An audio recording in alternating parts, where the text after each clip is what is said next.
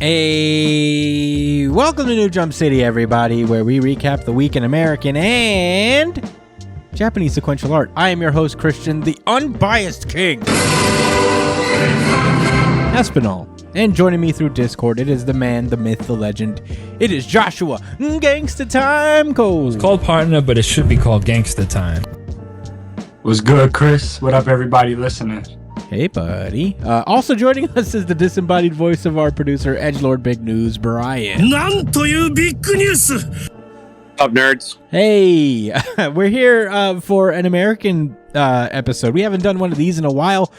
We've taken a little break, but we're back, baby. But, you know, before we get into that, let's get into plugs really quick. You can find me at the Chris Espinal on Twitter and Instagram. Joshua Cole, where can they find you? At JD Cole _37. That's on Instagram. Oh, yeah. Brian? You can find me at twitch.tv/it's punchline whenever I get my computer back. And my socials, you can find me at b.esp on both Instagram and Twitter. Yeah. You can follow the show itself at New Jump City on Twitter and Instagram. Follow us on Twitter, especially because we do a really good chapter of the week poll. It doesn't apply for this week because it's all American comics today. So, yeah. Check us out. The poll usually goes up a few hours after the American comics release on the Viz Media website. So check us out. Cast your vote. Tell us what your favorite chapter is. We might do a VGI poll soon just because we're doing a new format when it comes to our American comics coverage. So be on the lookout for that as well. We didn't do it this month, but we will in the future.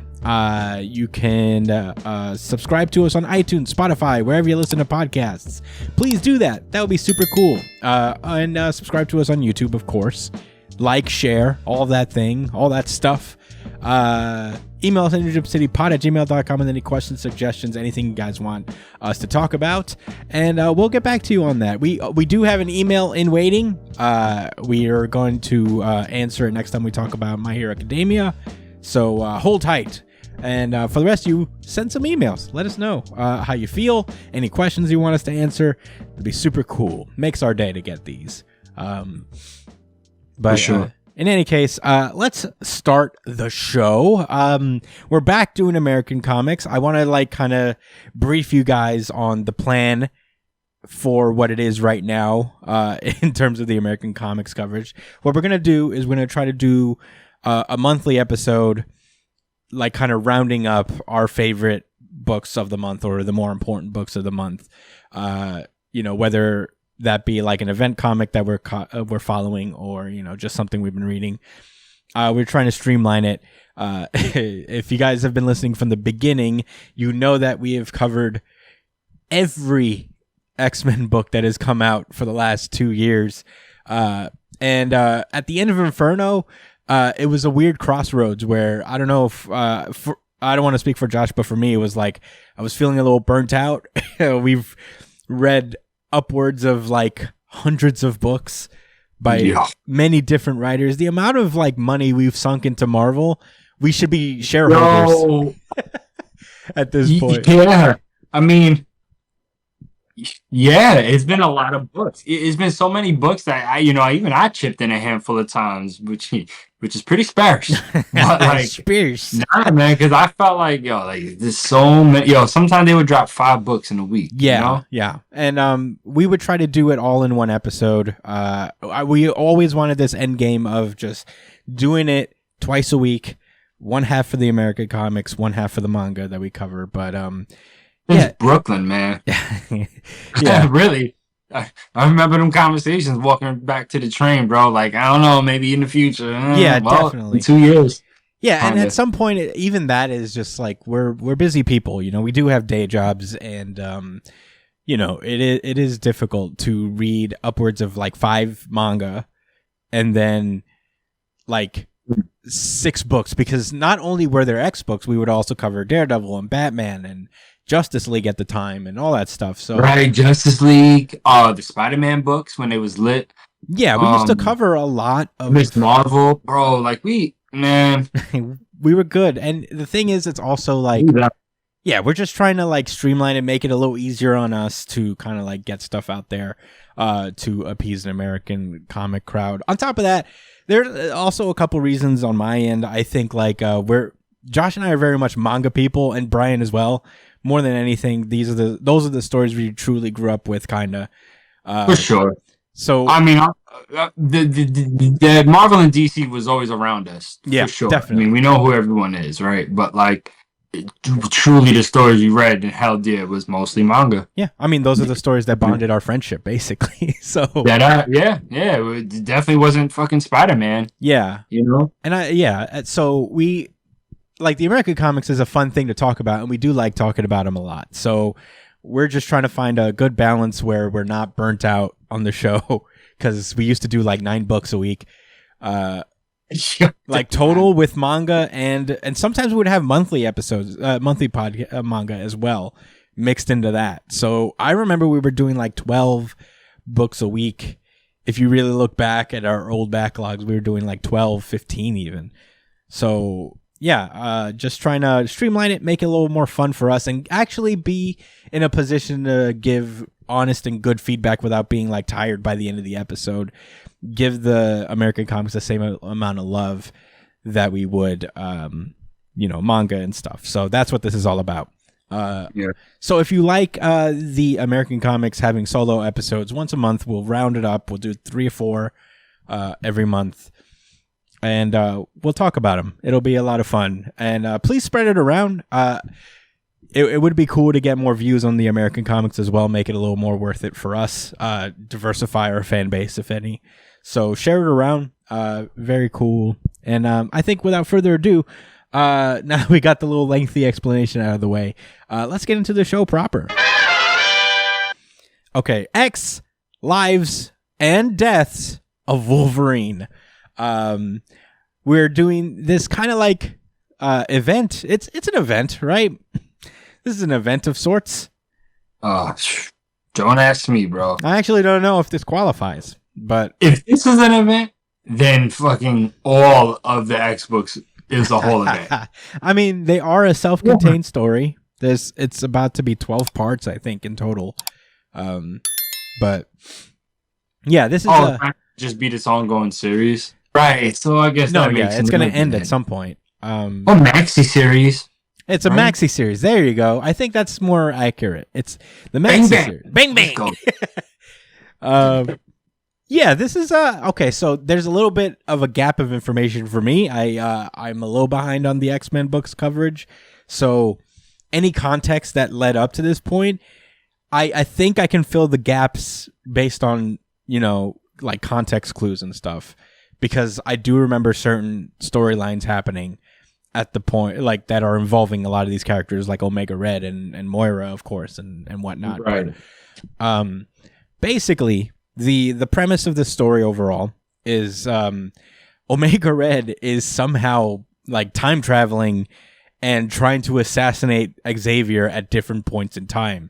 So Xavier, with the help of Jean Grey and using Cerebro, are teleporting Wolverine's consciousness into like different points of his life, and using that to like using him in those points of his own memory to save Charles from Omega Red across various points in time at the same time, it seems, because we're constantly cutting back and forth between all of this shit happening in different timelines. Well, like one is where Omega Red tries to assassinate Xavier as a baby as he's being born. There's one where Xavier was a sea captain and he's getting assassinated. Right. Glad you brought that up. I was just like, is that Charles? Yeah. I was taken aback. I was like, Charles has had a long life, bro. Right. I forgot. He's been old since the beginning. Yeah. He's been old. He's been old for a long time. So is Magneto. He's had silver hair forever. He never had black hair, right? Yeah, I believe Magneto was born a 47-year-old man. He was Benjamin Buttoned into existence. He's been 70 for 70 years. Yeah, he was born 70. 1950s. I don't know when the X-Men started. I guess I should know that. Magneto was around during the Holocaust, so he has to be like Legit? over. I mean, that's his backstory, right? Is that he Right, but I mean, survived like, at in our time. I mean... Yeah, that's the thing about, like... Oh, no, you're talking about, like, in Marvel Yeah, Universe. in Marvel Universe. Yo, he's legit. He's got to be over 100 years old. Oh, but that's the thing about American comic ages, like the superhero and supervillain. Josh, you're really... Is that I don't know how it works. You just got to keep pushing people's ages along. No, he was a child during the Holocaust. Yes, he was a child during the Holocaust. Wasn't already 70. He was not 70 during the...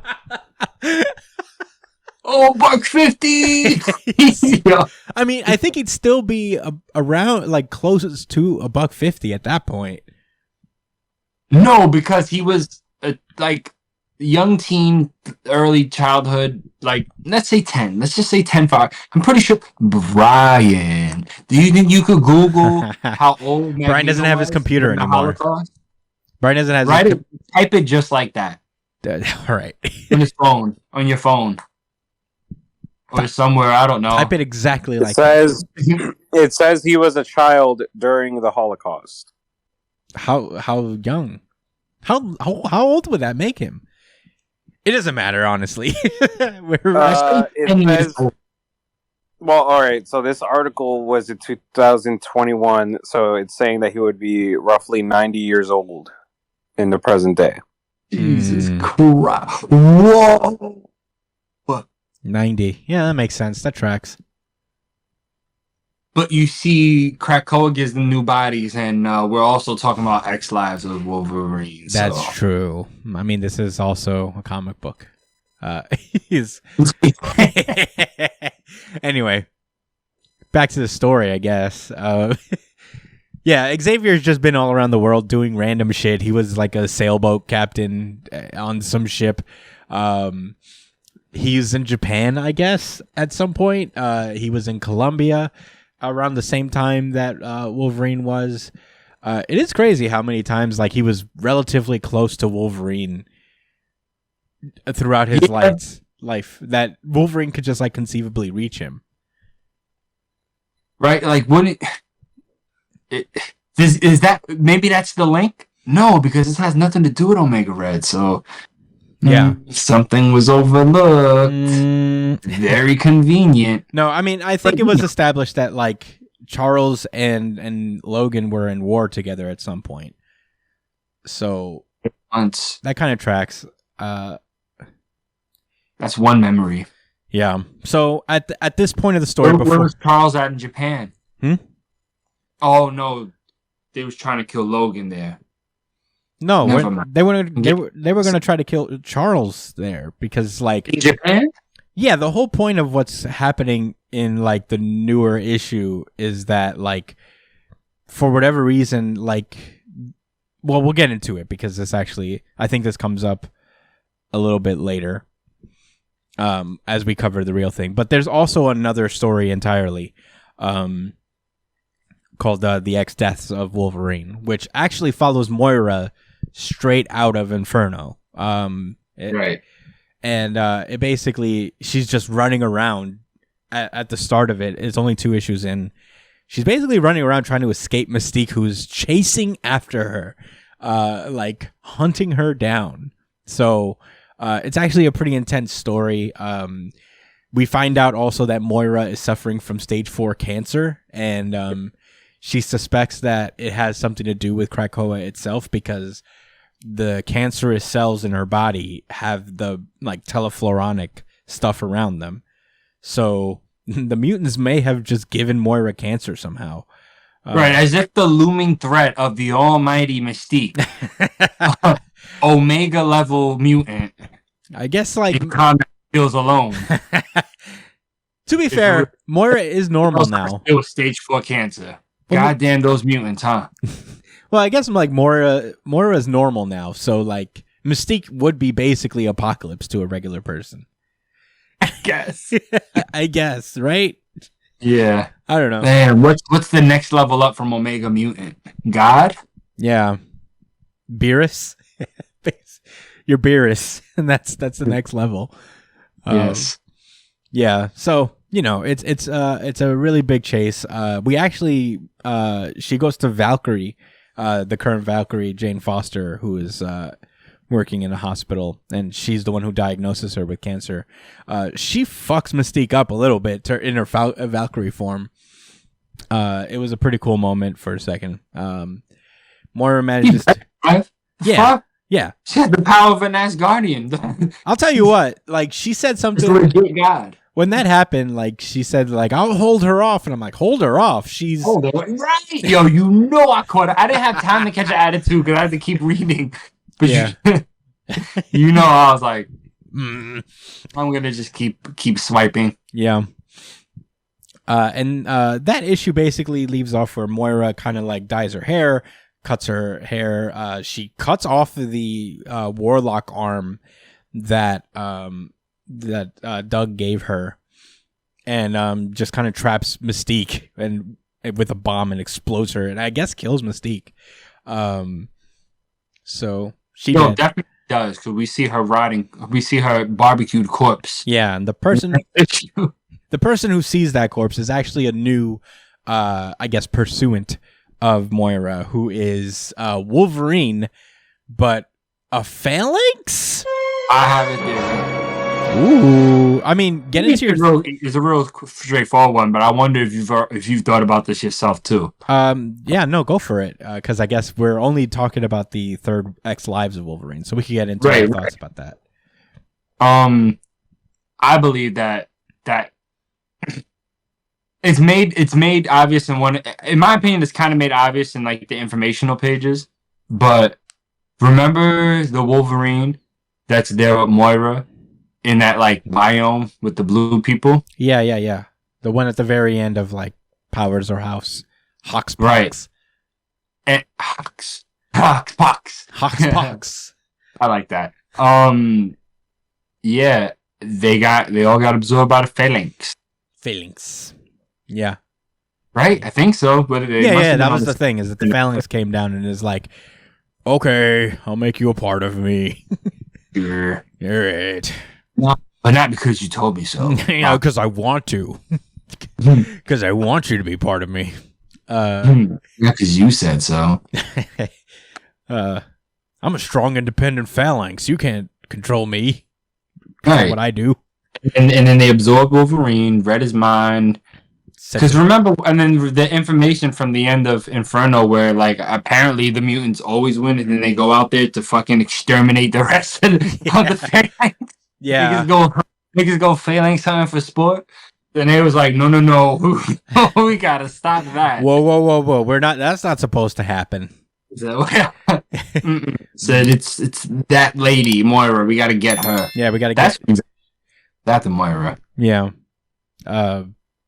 Yeah, no, that makes sense. That's my theory, that it was that Wolverine in particular. Yeah, and I'm wondering if like the time traveling Wolverine that's currently happening now, if he has anything to do with that. Because he is like time traveling and shit. Maybe like Omega Red goes so far into the future somehow that like Wolverine has to go to the future himself. I don't know. And then like get trapped. Yeah. He gets trapped like Darwin did. Yeah, something like that.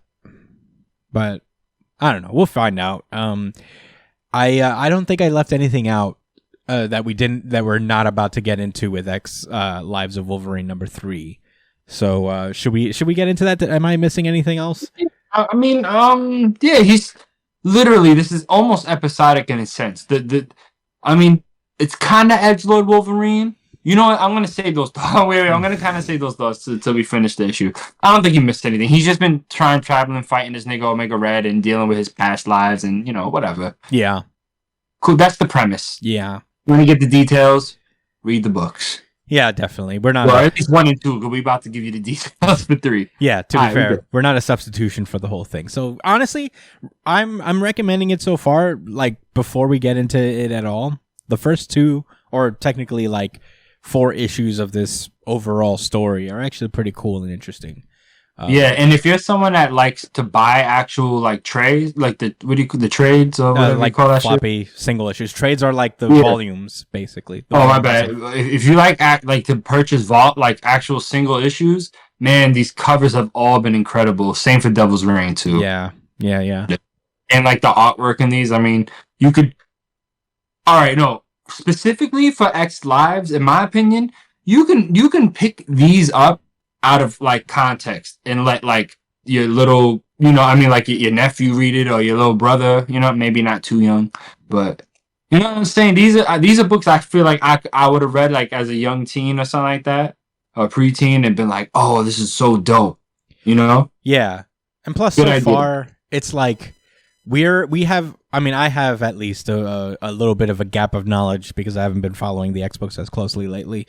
But I didn't feel super lost with this at all. I feel like I like kind of picked up what was happening, and I think this book actually explains what's going on pretty clearly. Very well, in my opinion. Yeah. And it's really an adventure.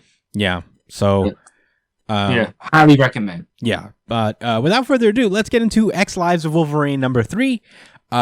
We are getting into it. Wolverine is currently being like super handled by Xavier and Jean Grey, who are both using all of their psychic abilities to be like, what the fuck is going on in there?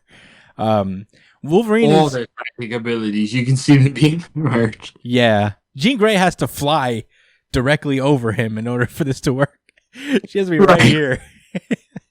And like honestly, this is a pretty big endeavor as Wolverine seems to be existing currently at like 6 different points of time simultaneously. So Probably more. I mean, what's showing here? 1, 2, 3, 4. Four timelines simultaneously. And that's all we know of. Yeah. We start off with the northern Canada in the 1900s. Oh, maybe this isn't Charles. Maybe this is Charles's dad. His grandfather. Yeah. Some shit. Okay. It can't be Charles. There's no way Charles was alive. Charles. Like, Okay, we were wrong because I just saw the year, and there's no way Charles was alive in 1900. I mean, Magneto's still alive. That's true. I don't think it's impossible. Yo, dude. Not only is Magneto still alive as a 90-year-old man, he's ripped. Yeah. No, he got fresh bodies. He's fucking jacked 90-year-old. Listen, post from Krakoa and forward, they have an excuse. Yeah. Everything before that, I don't know. Before Hickman came along and made shit make sense, I don't know what the fuck was going on, man. Yeah. So I guess they're trying to save Charles's dad or grandfather or something. Or something. There's a lot of Omega Red seems to be jumping from body to body. Every time the Xavier guy kills something, one guy, he pops up in another guy. He even takes over a whale. I actually just noticed that, like, Omega Red takes over an entire sperm whale, and it tries to eat Xavier's granddaddy Xavier. You know for a fact that's a sperm whale? I don't know for a fact. Maybe I'm talking out of my ass. That real confident, like, yeah, Hey. man, I know a sperm whale when I see one. You're right. Like, you knew that was where, like, their region. Like, is that where they're at? In Northern Canada. Oh, Canada. I was about to say Scandinavian. I was about to make up a country. Okay, you know what? Disclaimer: I'm not a marine biologist. I don't know species of animals. Fooled me, bro. Could have fooled me. Yeah, I mean, watch me find out this is some kind of rare dolphin that used to exist back then. Yeah, sure, nah, that's definitely a whale. Are you sure? I'm fairly confident that's a whale. All right. Well, comment if you think we're wrong and this is not a whale at all. All right, all you marine biologists listening and whale fanatics, Yeah. animal fanatics. All right. Anyway. Meanwhile, also in post-war Japan, this is a rough one because Wolverine is currently fighting his wife in this point in time. And he is now grappling between... He can't kill his wife for several reasons. The first being that if he kills Itsu here, then Daken will never be born, which is crazy. It's a rough choice to make. Does he even really give a fuck? I mean, he does, of course. Yeah, he does. You know. He doesn't want his son to die, especially now that he's a good guy now. In my mind, I was like, Dakin. Not me, dude. I was like, no, Dakin! I love Dakin. Yeah, he's cool. But yeah, Wolverine is like pleading with Jean. He's like, oh my god, is there any way I can get out of this? Any way at all? And she's like, I don't know, dude. This is crazy right now. I didn't expect Itsu to get taken over. Bro, in Sage's logbook, they have like the possible results, and that's when you was like, "Yo, can you figure out a situation?" They troubleshoot everything. Yeah, they literally do that. So if Itsu, which is Wolverine's wife, who's also pregnant with their son Dakin, right? If she's killed as a result of fighting Wolverine, Dakin fails to exist. If Itsu is injured and killed as a result of fighting Romulus, which you didn't bring up yet. Not yet, because I didn't get to it. All right, well, you skipped ahead a little bit. Well, literally, that's what happens next is that Itsu gets stabbed by Romulus. I don't know who Romulus is. Yeah, fuck Romulus is, bro. Is this your sarcasm, or do you know who Romulus is? Oh, heavy amounts of sarcasm. But, I mean, I know who he is now. Prior to this comic, absolutely not. Yeah, he looks like Wolverine's dad. Yeah. He's got the exact same style. He got the white hair a little bit, and he's got boar claws. This is how manga does it, you know, like they just make a bigger and beefier clone of whoever the character is, and like, that's your father? You know? And then they multiply the masculinity by 10. Yeah. Masculinity X10. X10. He's okay, so yeah, that's when we get to the thing that Josh was talking about in Sage's logbook, where they basically calculate various possibilities, and there's no possibility in which Wolverine kind of wins, because no matter what, if Itsu gets killed or injured fighting anybody, then Dakin fails to exist. But if Wolverine is slowed down as a result of fighting Itsu and Romulus, then Xavier dies. However, one thing that's interesting is that they say Wolverine is killed as a result of fighting Romulus and Itsu, and it doesn't have necessarily an answer for that. It just says collated. Because he can't die, bro. That's true. Hey, I don't know. I just said that like to be funny, but it actually does make a lot of sense. Yeah. In forethought. Yeah. Principal conclusions. Itsu cannot die, or Dakin will cease to exist. Wolverine cannot linger, or Xavier will die, and Krakoa will cease to exist. So, you know, that's rough, buddy. Yeah. We then get a little bit of a flashback. We've seen little bits and pieces of Omega Red's perspective on this, and I do remember from the X-Force books, where I left off, that they were currently using Omega Red as a double agent for the Vampire Nation, and they had implanted him with a surveillance device. I do remember that part, and at some point he gets talked to by Mikhail, Colossus's brother, and some kind of ruler of Russia in some way or another. And he's just been whispering sweet nothings into the ear of Omega, and is like, "Come with me and work with me, and you'll come back to Russia." And basically, the whole plan here, and the way that Omega Red has been able to supplant himself in time and space, is that using the Cerebro Sword coupled with his own powers, Mikhail was able to, I guess, stitch him back in time in various points, like make him almost a phantom that can just kind of take over people's bodies. Wait, maybe they're accessing points. Maybe they're using Wolverine's memories to when he was around Charles, which is why they're sending Wolverine back in the first place. That could be possible. I thought it was more that they're because he can't die. Maybe. I thought it was more that they were using him. They were using Xavier's memories, and that's how he keeps finding Xavier. But then again, I guess Xavier wouldn't have memories of his like great grandfather back in time. Right. So Maybe that's what it is. Maybe he just like stitched it to Wolverine specifically. Right, yeah, that's what I'm gonna go with because that's what makes the most sense, and sometimes the simplest, answer is the correct one. Yeah, no, for sure. Ever until we find out otherwise. Yeah. I'm gonna pause you for a second. I don't know if we made this like clear. It should be obvious by everything we've been mentioning and referencing, but this is X Lives of Wolverine, not X Deaths, but X Lives specifically is clearly a spiritual successor to the Wolverine series and also Task Force X or whatever the fuck that's called. What was it? Not Task Force X. X Force. X Force. Task Force X is Suicide There's Squad. X and Task in it. Task Force X is Suicide Squad.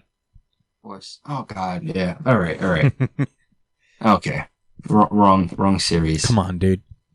Yeah, I'm fucking up, bro. You're fucking up, dude. Hey, get it together, bro. But yeah, no, you're right. I mean, obviously this series like draws from both of those. They're like kind of a lot in the way that Ten of Swords was like spun off of Excalibur.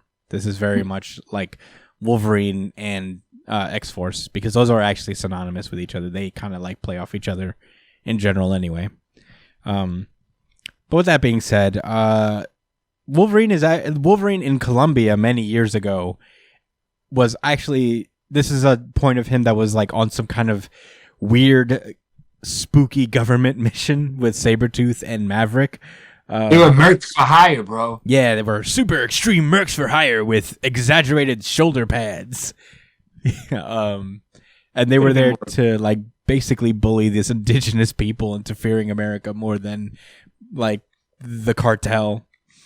So Wolverine actually at this point in time actually like has his conscience kind of like tested where he decides to like turn on Maverick and Sabretooth right then and there and save this indigenous community. And Sabretooth is just like chasing him down because he stabbed both of them. He's not taking that very well. I think Sabretooth actually reached out to Jean Grey and talked about how like Wolverine. Oh no, wait, he reached out to somebody else. I'm probably bugging. I misread that. Never mind. Ignore that part. Wait. No. I think you are onto something, and I did want to talk about that. I think it happened in the last issue. Yeah, I'm looking at it now because I think he says Professor. He's talking to Jean, bro. Yes. He says, Professor, do you read The Mission Has Gone to Hell and Wolverine Has Gone to Alien? Right. Is there another professor I don't know about? Could be. Task Force, Weapon X, maybe? Kilgrave or something, whatever the fuck his name is. Kilbrew, whatever his name is. Kilbrew? I don't know. Kilbrew? Maybe we're thinking...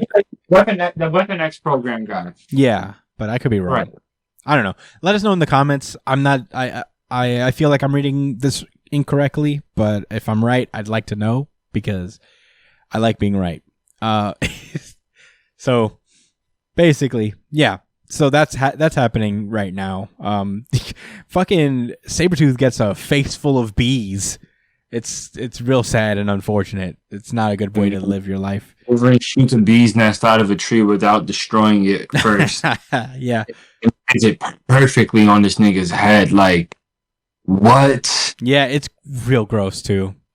Dude, Wolverine is nice. Yeah. Yeah, he puts Hawkeye to shame. Why need Hawkeye when like Wolverine is actually a pretty good shot himself? Because he probably has arrows that neutralize his healing factor specifically. That's true. You're right. He would have to in order to justify his existence. Right. Like, Wolverine could shoot an arrow probably really well, but he doesn't have millions of arrows to address specific situations that make him master among all his peers. Yeah, that's true. That's very true. He had a whole TV show, so, Yeah. He's epic. Yeah. One of the best. Yeah. In Japan, Wolverine beats the shit out of Romulus, so much so that he's like, I'm just going to beat you until you run away like a bitch. And it happens. Because he knows that's exactly what happened back in the day. He Yeah. beat his ass and kill him, and then he sent Winter Soldier after his wife. yeah. No, Falcon Winter Soldier. Oh, not Falcon Winter Soldier, just the. I mean, oh god, I keep thinking about the series. Yeah. Yes, Winter Soldier. Bucky Barnes. Ooh, cool. Yeah, metal arm. So Xavier, Shield, bro. say again. He caught Captain America's shield. That was pretty cool. Fucking crazy. All right, let me stop. Okay, so we gotta get it. Hey man, I don't got time for my antics. yeah. So I guess like Xavier's being peaceful, whatever, with his indigenous community, while Wolverine's fighting a literal giant snake. He's like, I'm here to save the day. Nothing bad's gonna happen to me at all. And unfortunately, Wolverine comes through looking for Omega Red, and they can't find him. They don't know where he's at, and it's getting pretty dangerous because they're right near Xavier. And at that point, that's when Wolverine starts to shiver, and he's like, Jeannie, I think I'm the one we should be afraid of, as he's turning, as Omega Red seems to be taking over his body. Wow. In a sick ass fucking panel. This Panel is- of the week, maybe? This is a pretty cool panel. Comic week? It might be. I don't know. I want to hold off for a second. But yeah, this was pretty cool. Oh, there's another one that gives this competition. Do you remember it? It's in Devil's Reign. Okay. Well, we'll get to it. But in any case, that was X Lives of Wolverine number 3. Josh, what did you think about this issue? What did I think about this issue? I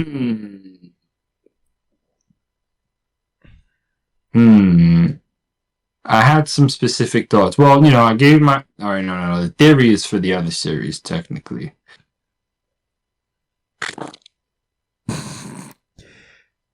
I mean, Remember when I was saying earlier about how, like, this is a series you could kind of just pick up and read and not have to worry too much about the past? yeah.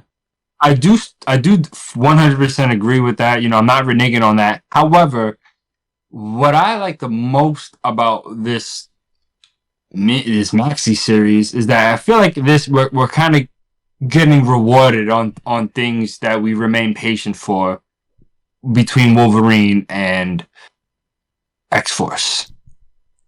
Yes. Stuff like the Cerebral Sword getting taken, which happened months ago, if not a whole year, maybe. And that was framed to be a big deal. And then the way the series ended with this guy with Colossus, clearly being a mind control puppet from Mother Russia.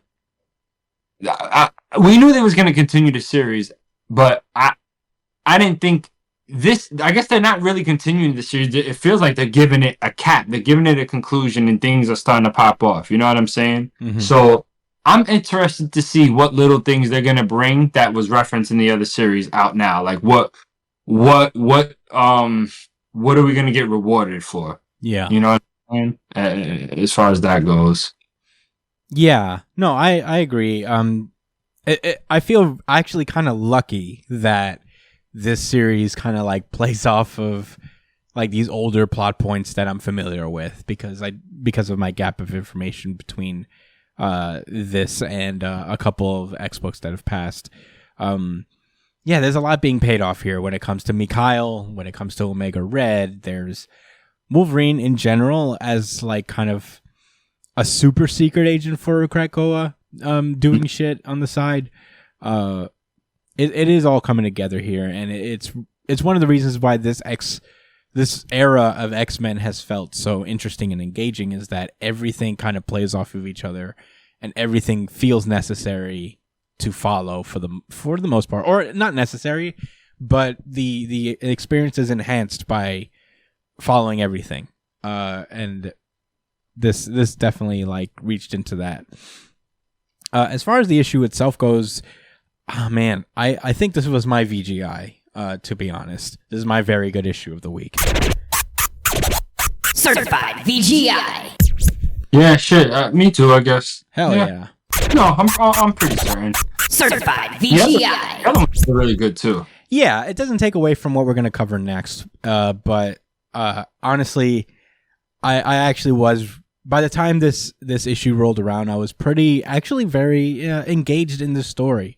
And if you followed us when we were talking about Wolverine's solo series in the past, those moments were very far and few between. But this is a very interesting conundrum for Wolverine to be revisiting his past mistakes or, past failings, and just kind of like grappling with them in real time again, like grappling with the ability to kind of go back in time and fix what you fucked up or what you thought you fucked up. And just trying to keep the perspective that this isn't about him and seeing him falter in certain points, but also stay kind of together in others, is actually also very interesting.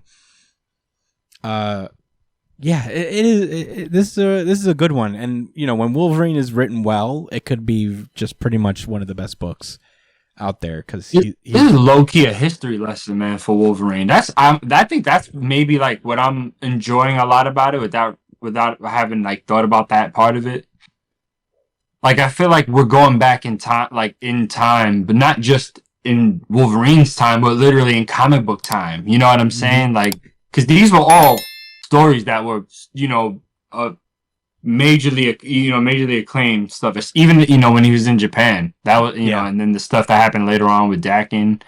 Obviously his mercenary days when he was hanging with Sabretooth, and there's going to be a lot more to show. And even the stuff that's kind of random, like when he was just like, in the North. I think the story for as crazy as it is with him being everywhere placed in time, it is paced really well with action, dialogue, plot moving along, things to keep you interested and things to keep in the back of your mind. You know what I'm saying? Mm-hmm. This is just a really well executed issue and just the series in general. Because I'm mostly impressed that over the fact that there may be some discrepancies as far as how the time is working because of how timey-wimey it is, as they say in Rick and Morty. But they're handling it well, and it's more about the action, and I feel like they're gonna let me know what's important. Like they're guiding us well. I guess that's what pacing means, right? Like it's just well done. Yeah, masterclass. Yeah, honestly, really well paced. I agree with that 100%. And honestly, that is kind of like the secret to this story. Like if the pacing was all over the place, it would have not been good or enjoyable to read. This was a really cool panel too, actually. Yes. The art is awesome. I mean, yeah. Yo, fun fact, did you guys know that, probably y'all did, that Omega Red used to just be bones? Just like Wolverine? Yeah. They both had bone powers, and then I guess they both was part of the Weapon X program? I guess so. I mean, how else did he get the fucking adamantium through his body and stuff? Yeah. And I have no idea. But those were our X books for the week, I believe. I don't have much more to say about it. I'm excited for what comes next. We'll definitely be covering them again next month, whatever comes out. And very excited about it. Are you ready to move on, Josh? Any final thoughts? We doing Death next, right? Death. No, that was like last. That was last week. Oh, we kind of finished that was last week. Yeah, and we kind of like glassed over for now. Right. Okay. Yeah, we good. Oh yeah, we good. Yeah, we good. We'll be back for Death and X Deaths in when like the next issue of it comes out, and we'll give another light recap too. Yeah. All right. Without further ado, let's do the thing. Devil's Reign. All right, so we got two of these. I'm gonna quickly glance over Devil's Reign number 3, which is where we left off last time we talked about Devil's Reign. A lot's been going on. We did actually cover the other two. Say what? I said we did actually cover Yes. those two books. Yeah, we covered the first two Devil's Reign. We're on to 3 and 4. But what's been happening is that this is just kind of like a continuing. It's a lot like X and Death, Life and Death, of Wolverine, where we have kind of like the culmination of a already existing run. Although this isn't going to be the end. Actually, Zdarsky's apparently staying on Daredevil after this. So,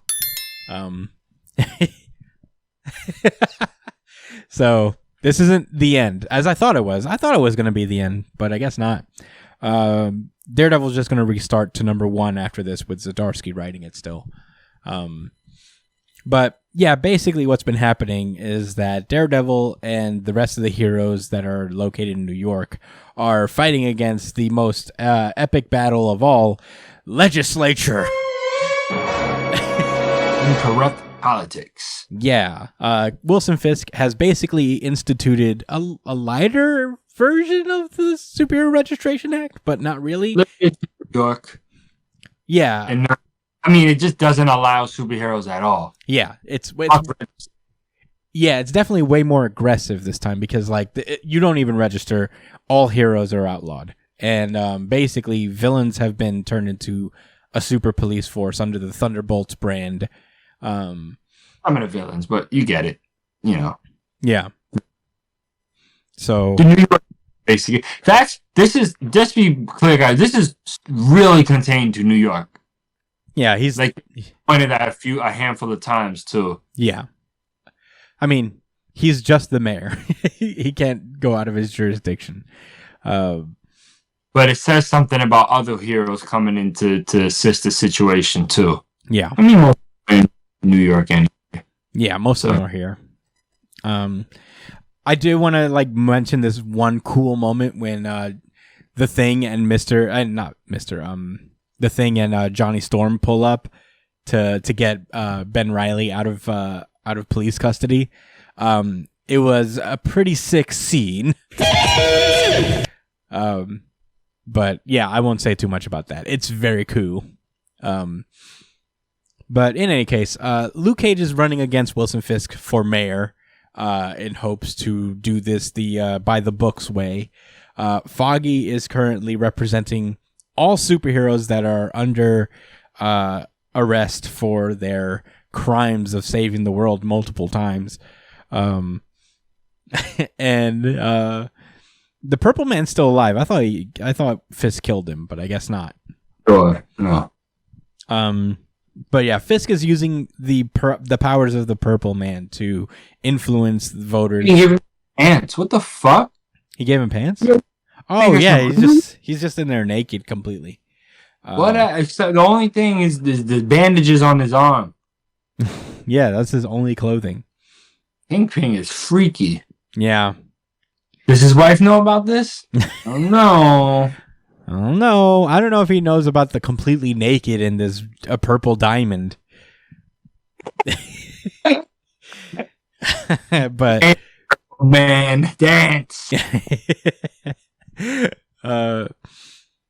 But yeah, Fisk is like, you don't remember Daredevil either? He's like, nah, I don't remember Daredevil. That's just crazy. I don't know who that guy is, man. That shit got me tight. Yeah, but he's like, I remember this feeling whenever I try to remember Daredevil, like the similar feeling to my powers come up. And that just means that like my kids are involved. And Wilson Fisk is like, your kids? Oh my God, I got it. And he calls Otto immediately. And he's like, Otto, I need you to find these kids. And Otto's like, no, I'm not going to. I'll help you after you found them. But I won't fucking track down these kids. Meanwhile, the Purple Children are around. They're actually aiming to kill the Purple Man himself. Hey, we're gonna kill Dad. Yeah, we're just gonna casually kill Dad. The Marvel superheroes actually turn up against the variants of Dr. Octopus from different universes, where he pulled a superior Spider-Man on different heroes that weren't Peter. So yeah, Ghost Rider, the Hulk, Wolverine. Yeah. I'm missing. these are all the superior. These are all Otto from different universes that just took over the bodies of Bruce Banner, of Johnny Blaze. There's a couple of them. Miguel. Or Miguel. Robbie. Shit. When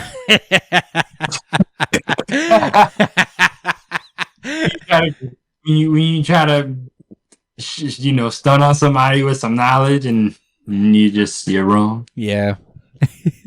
It's okay. So basically the heroes are fighting like alternate universe versions of Otto in different superheroes' bodies, and they're like, "What the fuck, man? Why are you even doing this?" He's like, "You're taking orders from Fisk now," and Otto's like, "Actually, I was gonna take over the mayor of New York thing, but you guys wouldn't let Tony run." And this is why Tony was upset, is because it wasn't Tony the entire time. It was fucking Chameleon. Right. Do you remember? No, I do, but I'm just still thinking.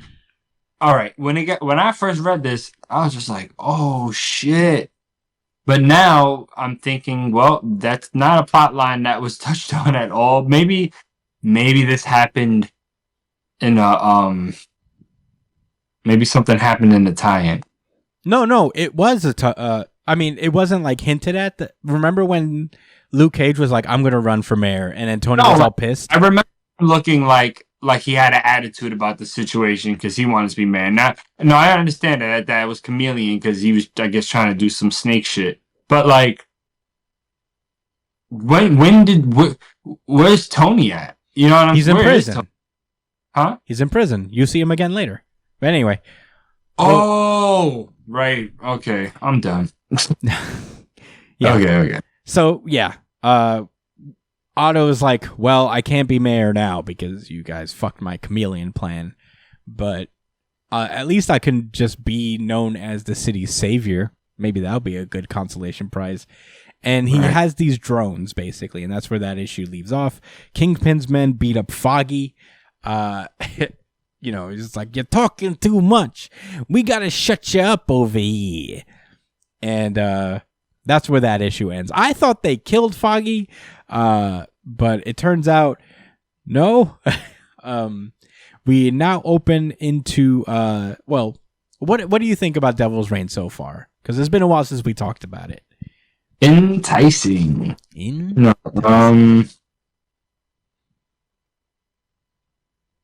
this doesn't really feel like it doesn't have the same feel as Chip Zdarsky's Iron Man run. I mean Iron Man. I'm looking at a picture of fucking Iron Man derp. Daredevil run. But I don't think the premise is lost or anything like that because, the overall theme is about Kingpin versus Daredevil and, this is kind of a commentary on like, a police state and, going too far for safety and, I guess that's up Zdarsky's alley as far as subject matter.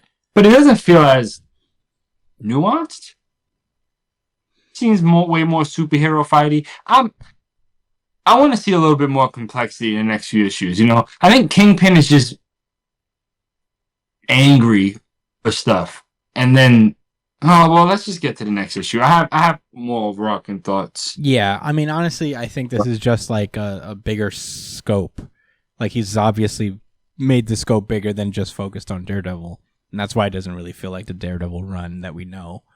But we'll get more into that. I also do have some thoughts on that myself as we get into Devil's Reign number 4 of 6. We just pick up 2 weeks later after Otto's like, "I have these drones," and I guess all of the heroes were like, "Damn, you got it," and all ran away. Because Matt is just going out, sunglasses and hat, super low profile, low key. They lost, bro. Yeah, they really lost Black Sun, and they go back with their tails tucked between their legs. Yeah, to the Eastern Air Temple. I said I wasn't expecting that. Yeah. So yeah, Daredevil's just watching all these octopus drones flying through the air, scanning people to see if it was really them. But Daredevil's not afraid. He's just gonna beat them up with his cool staff cane things. Meanwhile, Otto comes in with his Otto friends, and Kingpin's like, "Well, I'm actually kind of surprised that you didn't just take my fucking throne, take over as mayor." And Otto's like, "Yeah, whatever, dude. You can keep New York. You can be a mayor and kiss babies and shake hands. I'm just gonna go settle for, taking over the world. Peace." So that happened. He's basically like, I could take you down whenever I want. I have all these fucking drones. I have a Wolverine me. Life's good for me right now. And also, we arrested your dumb son. So, nah. Right. Like, this was just awfully petty. Yeah. Right? Is it just me? Like, literally and just, I felt like this was all stuff Fisk knew already. He just was like, yeah, I'm just going to remind you that, you mean nothing to me. You are beneath me. I really run this shit. You my son. And speaking of sons, we like up. And how the Wolverine talked shit about his wife too. He got demeaned. Yeah, he got alphaed. Yeah. He's like, listen here, you beta cuck. I'm a Sigma male. That means I take over the world softly. I'm alpha, but I'm also not. So, I'm alpha, but I'm cool about it. It's good to have Otto back, to be honest. Nah, I fucks with Otto. Nobody flexes like Otto. Nope, very few. Yeah, it's very cool.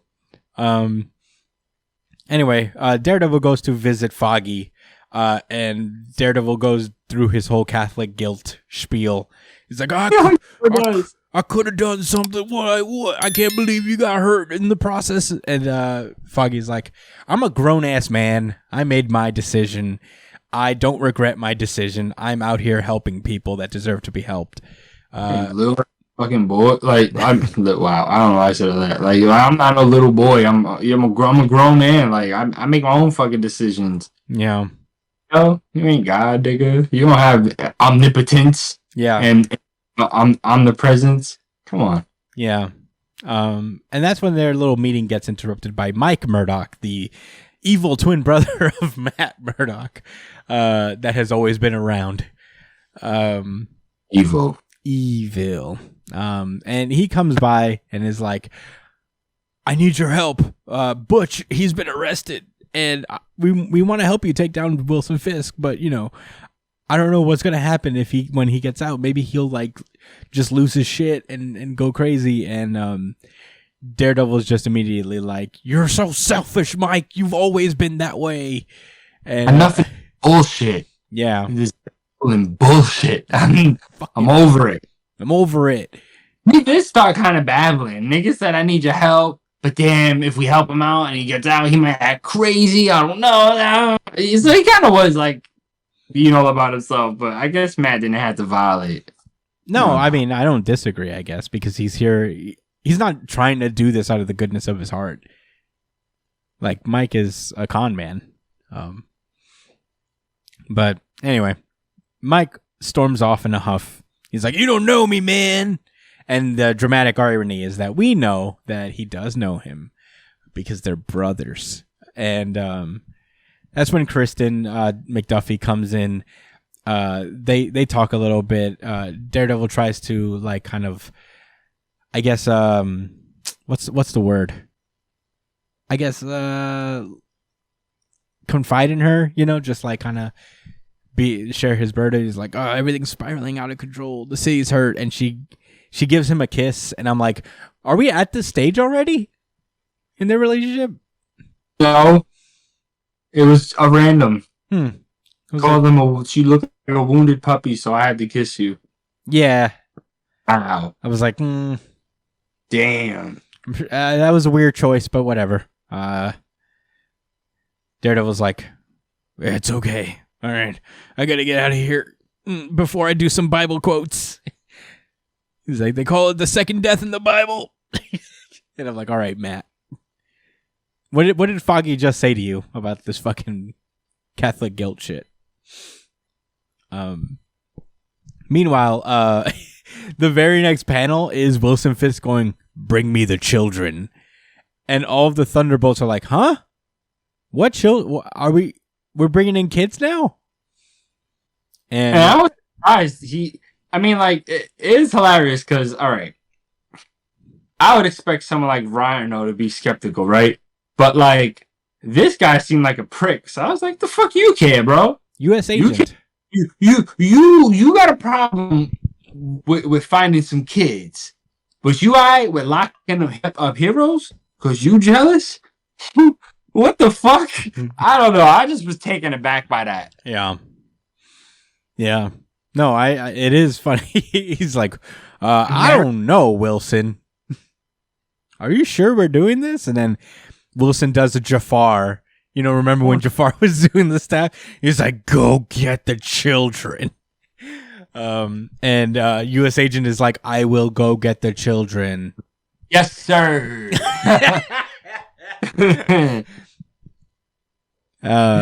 It would have been so fucking funny if they put him in that voice. Like, he went from being all doubtful and skeptical to be like, "Yes, sir." Like, just "Yes, sir, Mr. Fisk. I'll be right on." Everyone like they probably would have been curious, but been like, "You know what?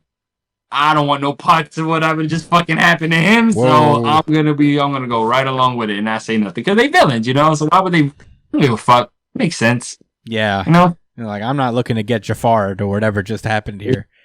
I'm not gonna ask no questions. You just do what I'm told. Yeah. Typhoid Mary comes in and is like, "I want to help, Wilson.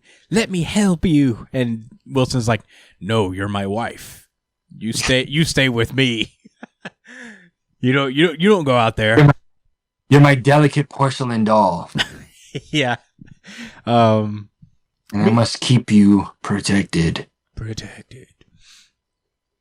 Meanwhile, in prison, Sue Storm uses a paper clip that Kirsten McDuffie slipped her when they were having a meeting earlier to like discuss her charges and whatnot. She undoes her power dampener and invisibles her way out of the cell and into Reed's cell. And Reed has already disarmed his because he made these apparently. He's like, "They forgot that I made these for them, so I already know how to get out of them. I don't even need to use my powers." Fools. Fools. I am Eisen now. They have a cool little romantic moment where they're like, "What's the plan now, my love?" And she's like, "Kick ass, take names." It's kind of cool. Moon Knight gets a moment where he puts a guy in a chokehold. I guess he's using toilet paper as a mask now, because I don't know where he got these wraps from. Boy, yo. Red Moon and said some real sketch shit. Nigga said, "I've lost my quiet touch in here."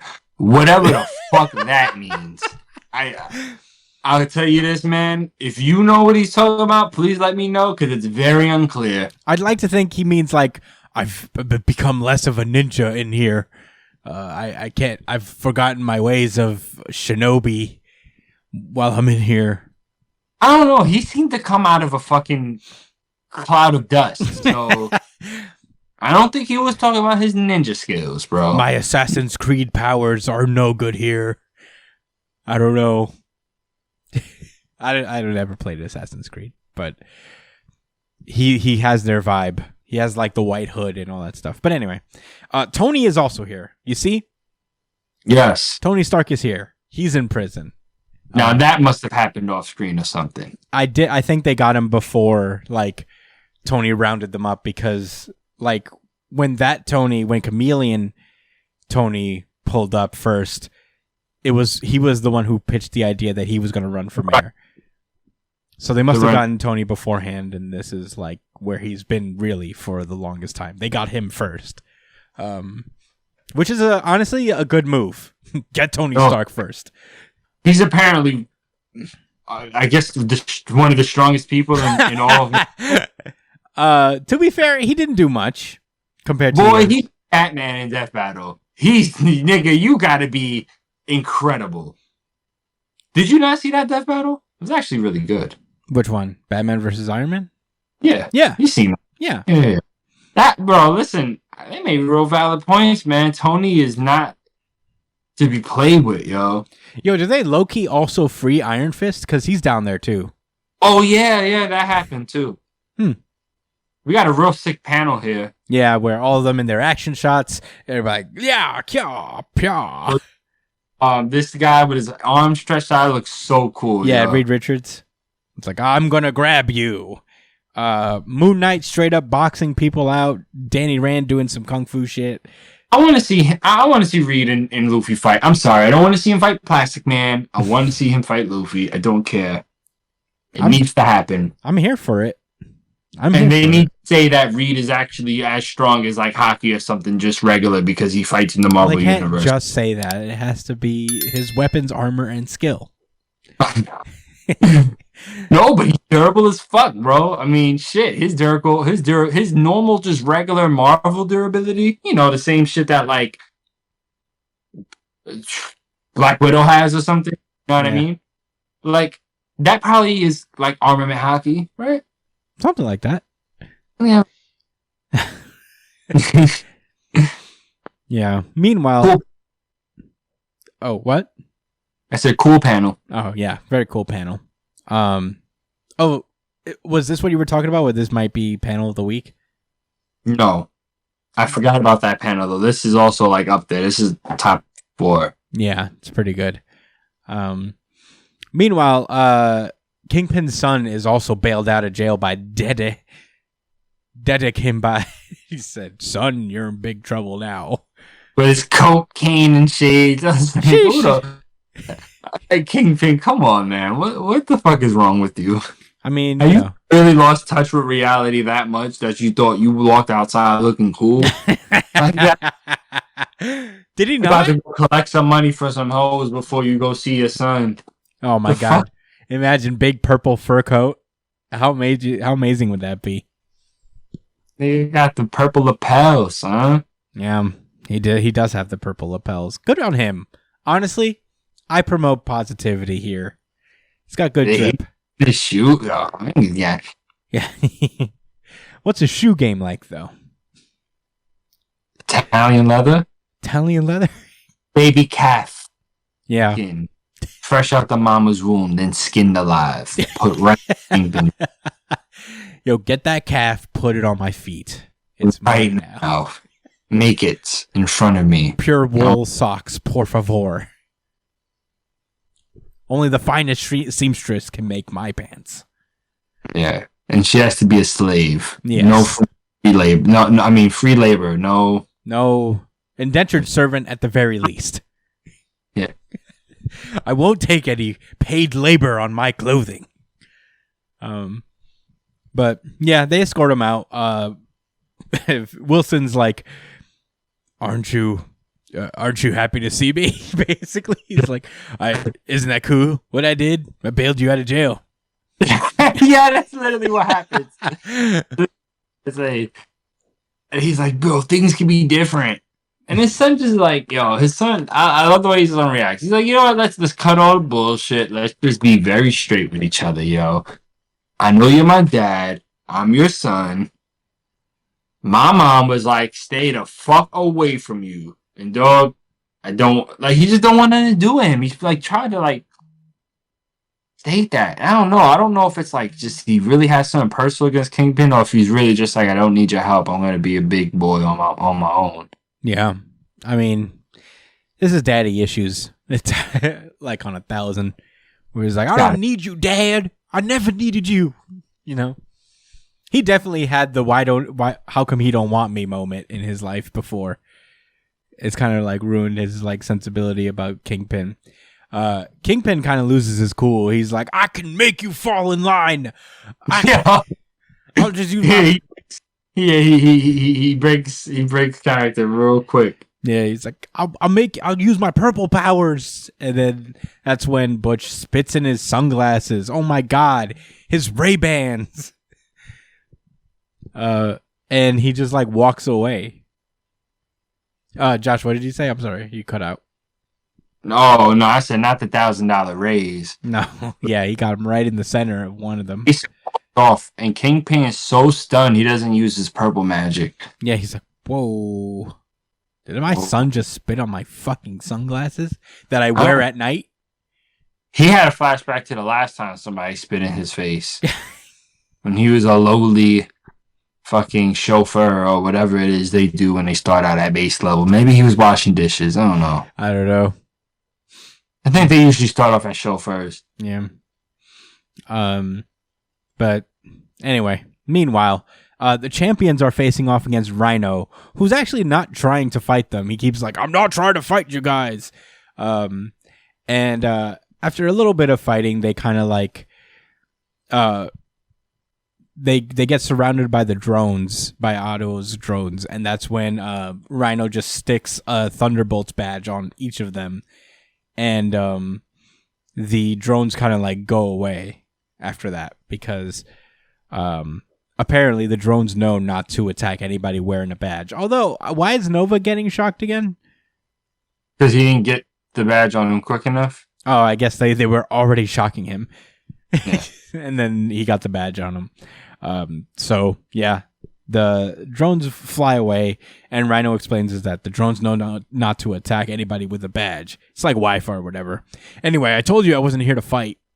That's what I was thinking in my mind, and then he said it exactly like that. I said, okay, yeah. Thanks, okay. Sure. Yeah. But then Rhino was like, I was down with Otto's plans or whatever, but then he's like, find me some kids, and I'm like, I don't know about that, bro. I'm not in the kidnapping children business. Yeah, I don't play with kids. Yeah, that's weird, bro. It's really weird, bro. And honestly, I like this little scene because it plays on an existing dynamic with him and Miles. I don't know if you remember back then, they went on a little mission together. And I really appreciated that little attention to detail, especially since Chip didn't write that story. So he kind of like took that into account from someone else's run of Miles. Super relevant. I mean, just the whole little dynamic they have in general. It's very reminiscent to him and Aaron, his uncle. Mm-hmm. You know what I'm saying? So on as a criminal, so he's able to. He has. I really like that he has that empathy for people who live an alternative lifestyle from the law. Yeah, a grayer morale lifestyle, if you will. If you will. Yeah. Yeah, so Miles gets in touch with the remaining Avengers and explains what Rhino explained to him. And he's like, I believe Rhino. I don't think he's lying to me right now.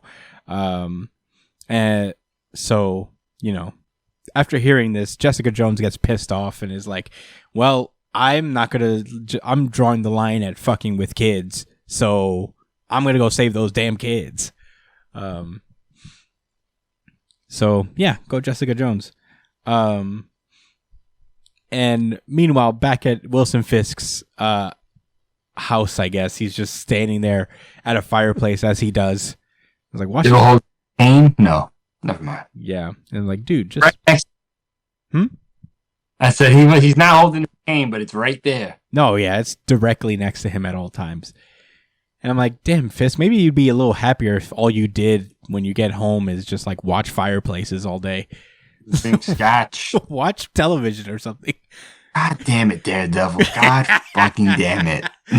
Yeah, dude, if you're just like going home all day staring at fire and reminiscing about what your enemies have done to you. Ignoring your half-naked wife. Yeah. Yeah, come on, man. Just live a healthier lifestyle here. There's better ways to take care of your mental health. No, you know what? All jokes aside, there's actually some really good dialogue here from Kingpin. It's just that I forgot that there was really good dialogue because of what proceeds after after Fisk's relapse. Yeah, yeah.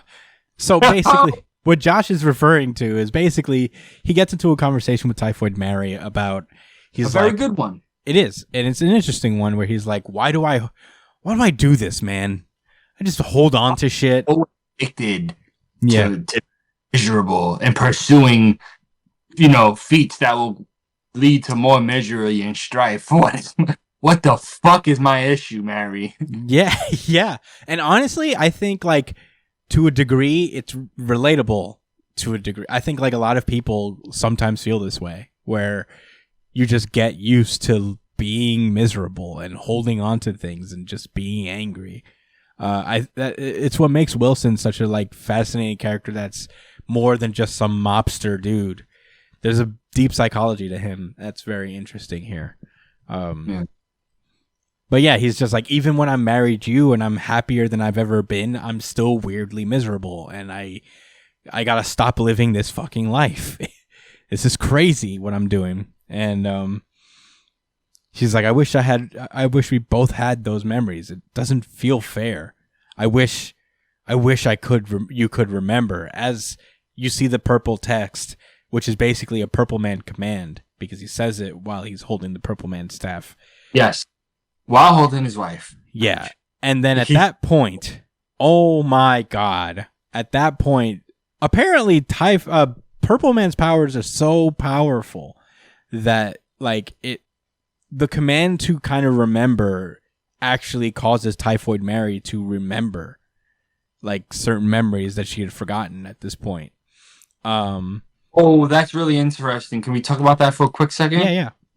Because look, at first I was under the assumption that he just was undoing other Purple Man powers, whether it's from his children or himself. But no, Mary wasn't affected by the purple people outside of, knowing who Matt Murdock was. You know what I'm saying? So she forgot things just from whatever else happened in life. Mm-hmm.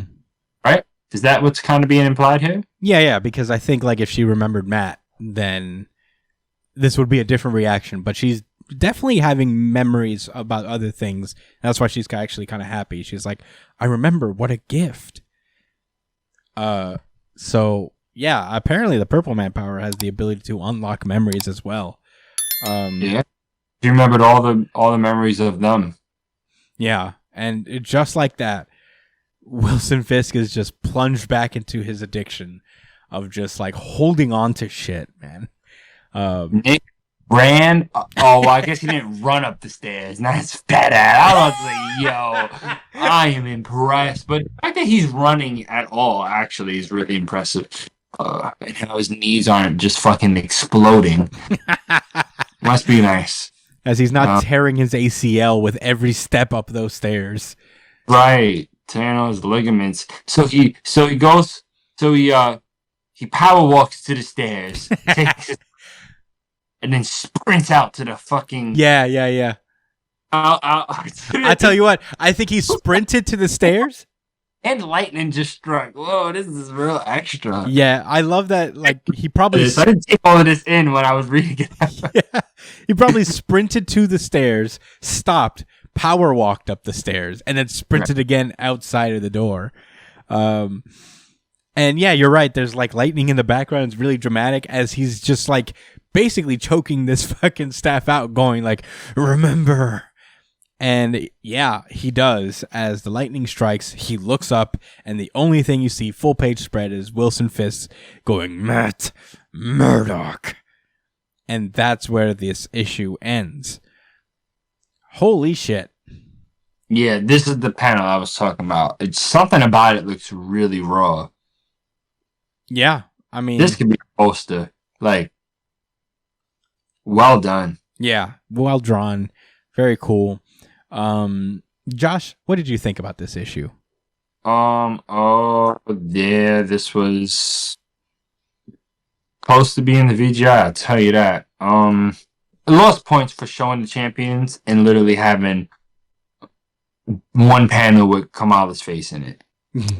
So we haven't been on top of Miss Marvel, and so, who am I to be like, oh, where's my Miss Marvel stuff, right? But come on, Kamala's supposed to be the shit. Is that not the case anymore? What happened, bro? No, she is the shit, I think.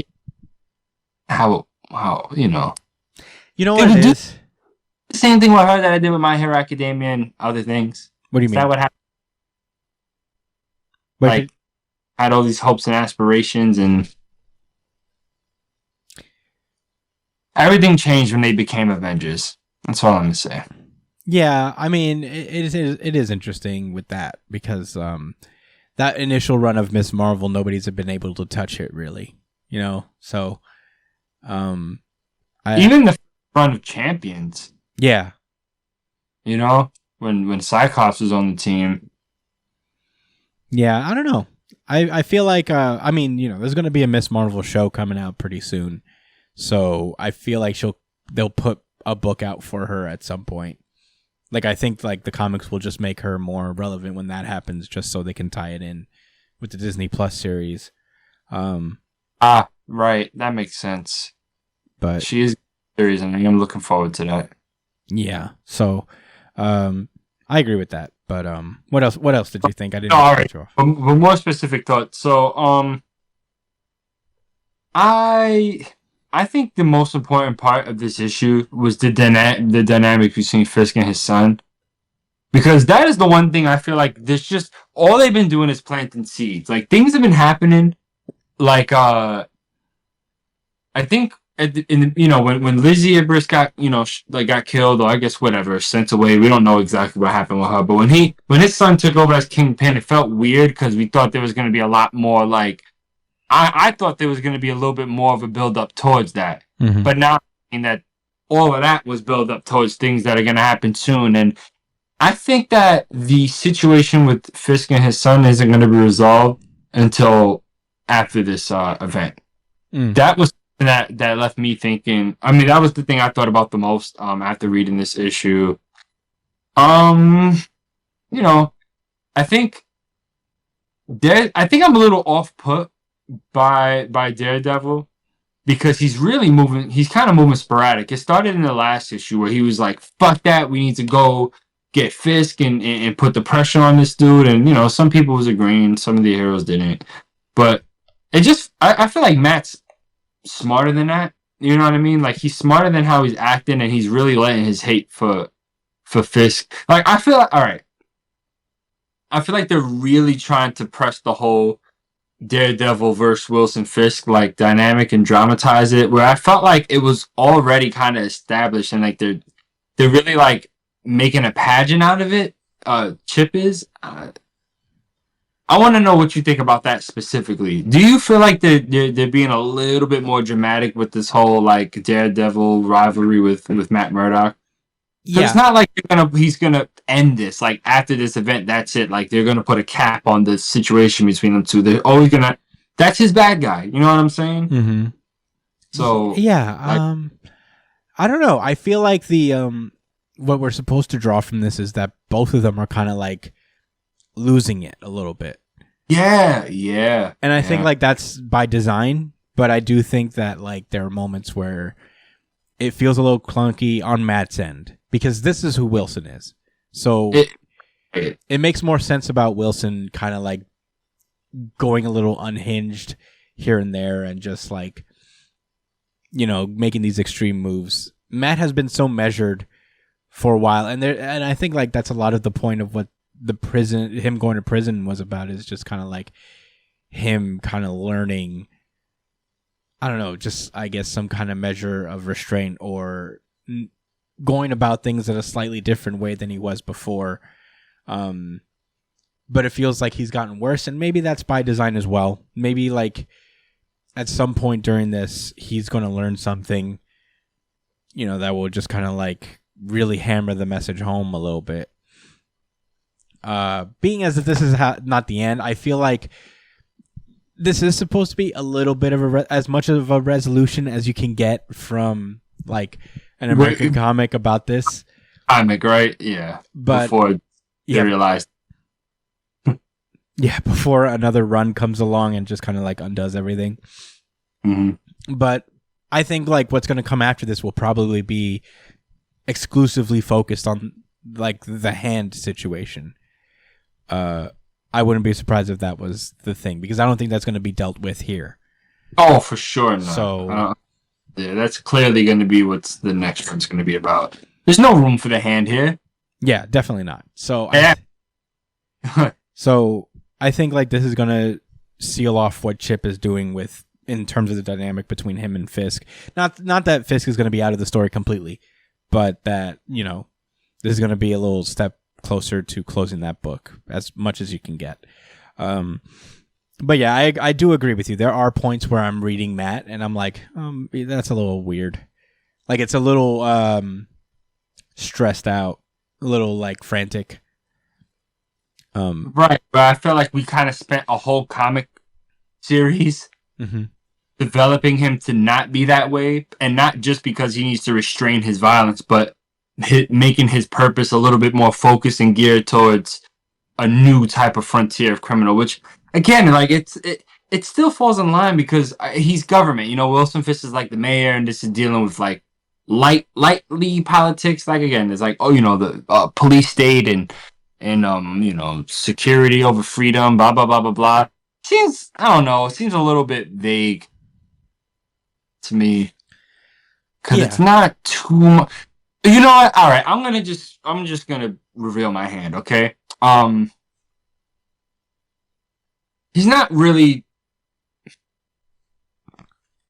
I thought in the original in his Daredevil run, he was maybe only brushing the surface, but he was brushing the surface on really key issues that aren't normally spoken about, like the prison industrial mindset, you know what I'm saying? And how capitalism is just poisonous for, the growth of human civilization, et cetera, like those type of things.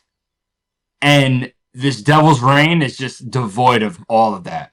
And it's not even really a clear commentary on policing because it's like, okay, like obviously criminals are bad and then you make them police officers and they're really bad, but guess what? The regular police officers are the bad guys anyway. Now I know that's real life and, whether you guys disagree or not, that's a whole nother topic, but it just feels weird that I'm very cynical of, of these like hollow criticisms of certain things. It's almost like a straw man. He's like straw man and certain arguments or something, or it's like he's man,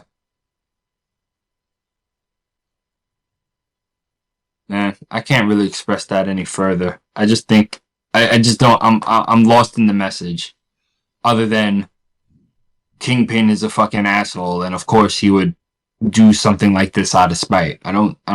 It's not really breaking any new frontiers, and that's about Daredevil. That's what made me speak so highly of it and say that, man, Daredevil was arguably better than most of the X books, if not all of them. You know what I'm saying? This is still entertaining. This is interesting and engaging, but for different reasons. And unfortunately, those different reasons that are enjoyable in Devil's Reign, I can find in most of your American comics anyway. And honestly, it's less. It seems to me it's a lesser version of Civil War, which is super unfortunate. Because you'd think nowadays they'd be able to make a way better version of something like that. I thought that's, I don't know. We're only at issue number 4, but I'm just letting you know how I feel at the moment, and I'm hoping that I'm surprised later on. Yeah. No, I agree with you to some extent. It is definitely not as like deep as the other Daredevil issues have been. I would like to give it the benefit of the doubt is that there are like a bunch of tie-ins to this that we're not really privy to. So I don't. But is he writing all of those? No, he is writing a Daredevil one where like it follows Elektra's Daredevil. So okay, but I don't want to speak on those because I haven't read any of them yet. Right. We can only talk about at least the specific Devil's Reign. These the main books, which you'd think he'd be showing his ass a little bit more in. Yeah. Right. But then again, I guess maybe because it's an event, it just has to be a little bit more palatable. Yeah. For more people, you know what I'm saying, and we all know what that really means. So no, I think what it means for me what I was gonna say is that maybe because it is like an event, it's the main storyline of an event. It feels like there's a lot of like setup for these stories to be further examined in other like tie-ins. It's like any other event, you know. Like you always know that there's these side stories going on, and things are happening and more dove into in these other tie-in books. You know, with the mayoral race with Luke. And whatever happened with Winter Soldier, apparently there's a Thunderbolts tie-in. So I don't know. That's my little bit of a devil's advocate, but I do agree with you. That it isn't hitting at the same level. But I don't think that it's like completely devoid of something, because we've obviously seen little moments of really good writing in terms of like Fisk. Kind of like his little character, his little character introspection. I personally find a lot of like the storylines going on here interesting. I do like the idea of mayoral race between Luke Cage and Mayor Fisk. I like the idea of maybe the Champions getting involved in like what's going on with the Purple Children, because I think what Jessica Jones is going to do, because she mentioned that she's enlisting the Champions to help her out. So obviously that's a little tie-in with the Champions. There's apparently an X-Men tie-in that I don't think has come out yet. But there's a lot going on in this event. And to be fair, we're not really covering the entire thing because we just haven't had time to. But I see your points. On a personal level, for me, as far as like a personal reading enjoyment, I'm enjoying it okay, even though it's not super deep. Don't get me wrong. Like I think you said it really well. It's just not hitting on that same level, but that doesn't mean this. I mean, that was a high standard, to be fair. Yeah, you know. If you're gonna look at this, that like this is not the end of Zdarsky's run, and if you're looking at this as that like this is the infinity stage of, say, like the Jonathan Hickman Avengers run, where like this is a midpoint, and then from here on out there's going to be more interesting things down the line. You arguably say this is like the original sin kind of point, you know? Yeah, that was kind of like the midpoint. I want to say more 2/3. That wasn't part of Hickman's run. Huh? That wasn't part of Hickman's run. No, but it was a major catalyst, and things started changing. Like that was a catalyst for change in books, and it started the other Avengers book. You're right. You're right. You know, so no, he didn't write it, but he clearly, if he didn't have influence, he just took it and said, "Yeah, this works perfectly with how." And I mean, come on, that was from the beginning of Infinity, way before Original Sin. They seen what happened with Captain America. Come on, you know they had to fucking check. They had to check in with Hickman first. He was like, yes, you can do it this way. Okay, run along now. Yeah. It's like, whatever, I'll just take what you're doing and apply it to my thing. Right. It's no big deal. But, yeah, I don't know. I don't want to drone on too much, but all this to say that I am enjoying bro. All this to say is that I'm enjoying it, at least. But I definitely see the points where it's like, it's not as deep, it's not as philosophical, but it might not. That may not have been the point of this particular part of his overall story. Which, better or for worse, right? What are you gonna do? Maybe the next 2 issues are gonna be fucking fire, like philosophy like crazy. But we'll have to see. Any closing thoughts? No? I'm glad it's fun. It's fun. It's fun to be reading the American comics again. Still felt like I feel like something was missing. This just adds to it. Yeah, feels like old times. Feels good, especially able to give our full attention to it. You know, not be like halfway through a 2-hour episode by now. Right. But in any case, that was Devil's Reign, and this has been our show. Thank you guys so much for listening. I hope you like this little new format change. We're trying to change things up make things a little more palatable. The next episode we'll be like a weekly manga episode, as we usually do. And then maybe later in that week, we'll be covering the monthly series that have just come out, Boruto, Dragon Ball Super, World Trigger, hopefully, if it does come out. But yeah, that has been this show. You could find me at the Chris Aspinall on Twitter and Instagram, Joshua Cole at JDCole_37, and NY Chillin' on Twitter. Follow Brian at b.esp on Twitter and Instagram, and his Twitch stream. Give him a follow there. He's getting a new computer, and once he does, he'll be back on the streams. So follow him on It's Punchline on Twitch. Email us at newjumpcitypod@gmail.com with any questions, suggestions, anything you guys want us to talk about. Follow us at New Jump City on Twitter and Instagram. Take part in the weekly Really Good Chapter of the Week poll, and we'll announce it on the show following the episode. Following the poll. Subscribe to us, like the show, share the show, subscribe to us on YouTube. Let us know what you think about this week's issues or this month's issues on the comment below. Let us know what you think about the format, whatever you want.